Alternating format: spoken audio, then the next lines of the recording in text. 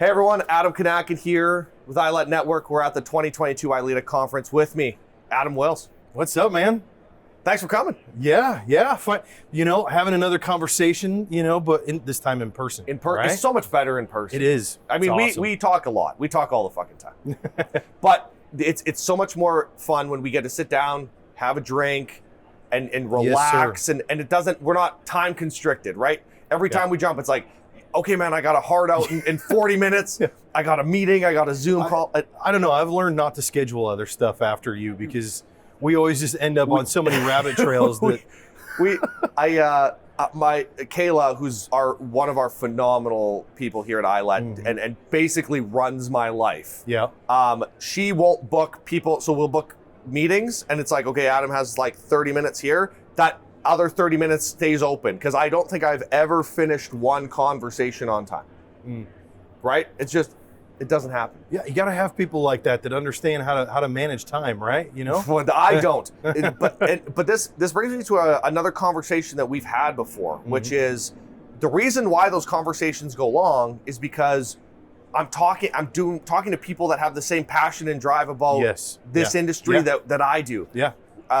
I say this all the time with my wife. She gets mad, right? That I have all these conversations. She's like, all you do is just talk to your buddies all day. I mean, technically you're right. But at the same I'm working, and I understand from her perspective. But it's not work if you enjoy it, right? Exactly. And that leads me to what I want to talk about, which is the programs that you do and working with COPreneurs and people that are getting out. It's finding that thing that they are passionate about so that it doesn't feel like a lot of times when guys are transitioning out, they're transitioning out because they've either timed out or they're disenfranchised. They feel like it's a job, I have to show up, do it, and I'm going home. Yeah.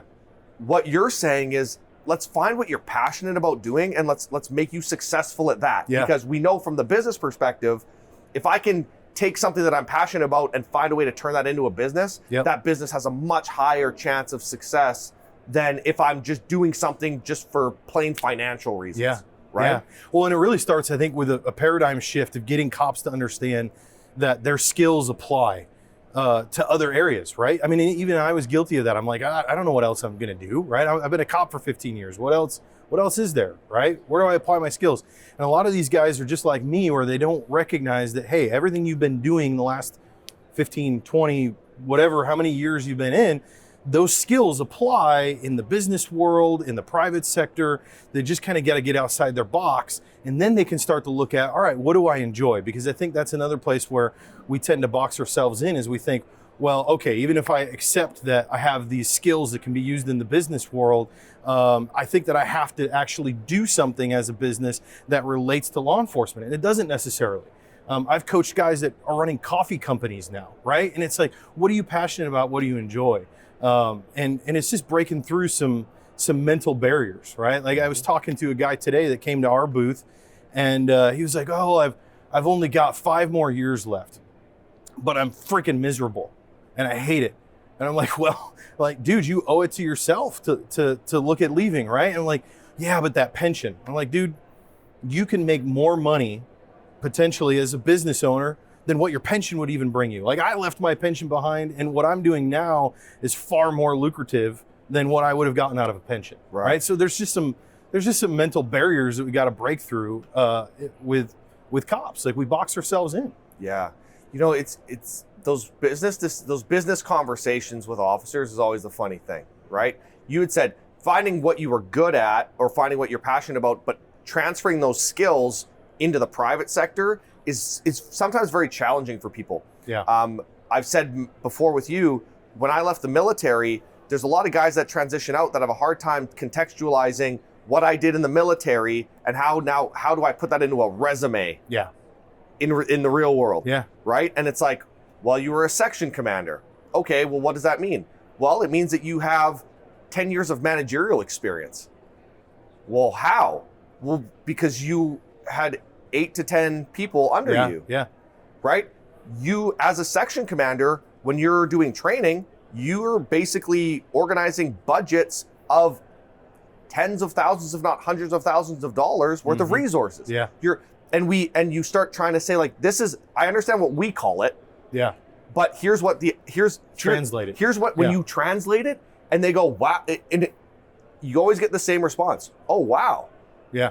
Right? Because especially in the military, and it's the same thing in law enforcement, it's like, this is what it is. Yeah. It's not nothing new to me. I don't think of it we don't think of things in terms of dollars and cents. But when you actually break it down and you go, wow, I didn't realize. I was a training officer for our regiment. I conducted millions of dollars worth of training a year. Yeah. You don't think of it like that. You just think of like, what? Hey, we have a training area. We have to add rep some ammo, whatever we need, equipment, right? Get support on, get whoever we need. We have to bring the engineers in for this, whatever. Cool. Get it all set up. And you think of it just in the terms of, how do I accomplish my mission? Right. But on the civilian side, they go, yeah, but now if you break that down into context, that's a lot of moving parts. Yep. And there's not a lot of people. A lot of different skill sets. Not a lot of people in the civilian world that have that. Yeah. Because it is but in the military, everybody has it. In law enforcement, right? There's so many people in law enforcement. There's so many skill sets that we have that companies are dying for. It's just, we don't know how to take what I know in my brain and say, this is how it relates to the civilian world.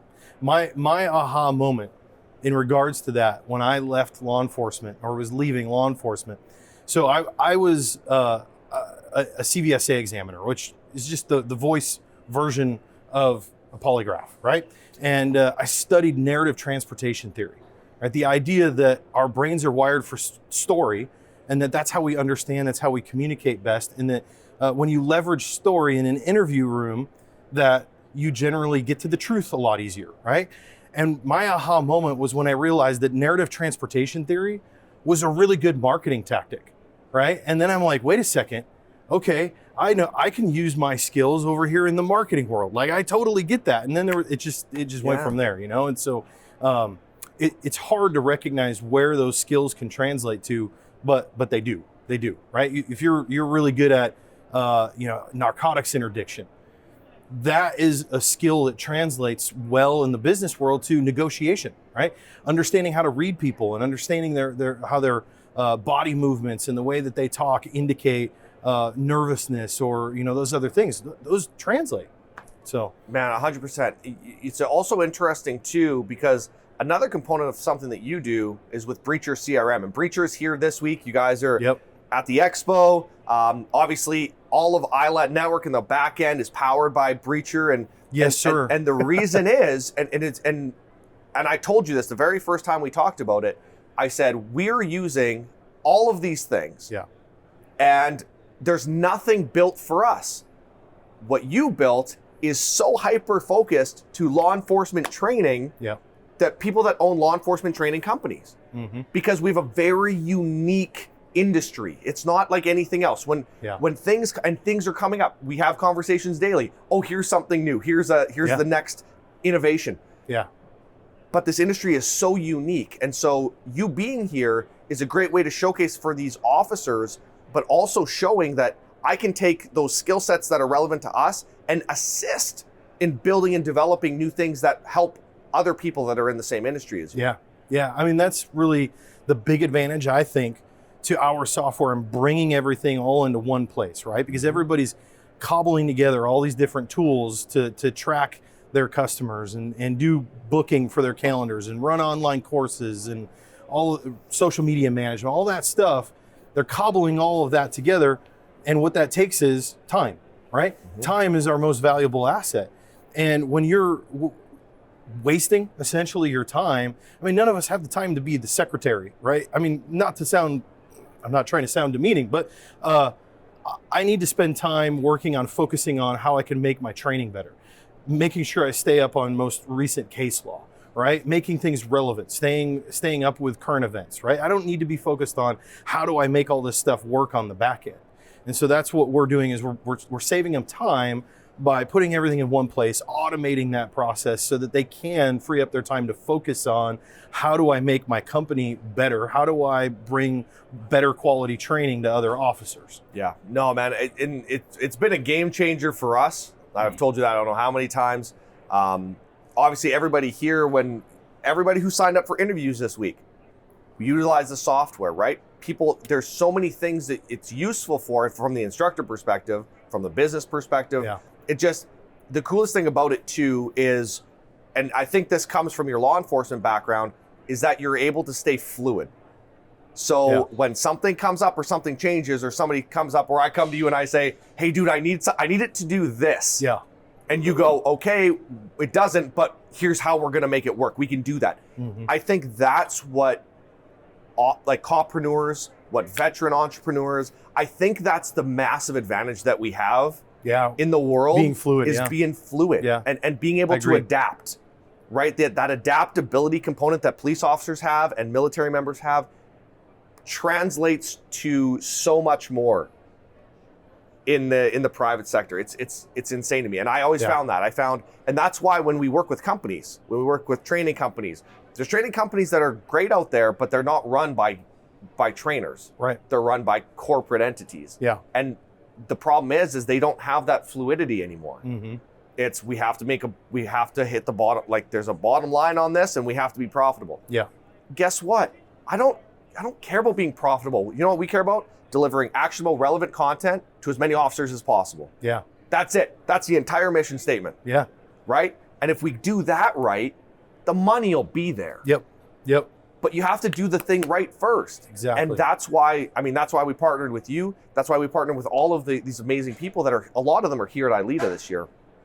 And that's why, right? And so if you're a COPreneur, if you're getting into that, leveraging your network, I think is so huge. So I want to kind of end on that and let you talk about that a bit, is these networks that are being built around officers that are starting their own companies. Yeah, so we started, as you know, the LEO to CEO community.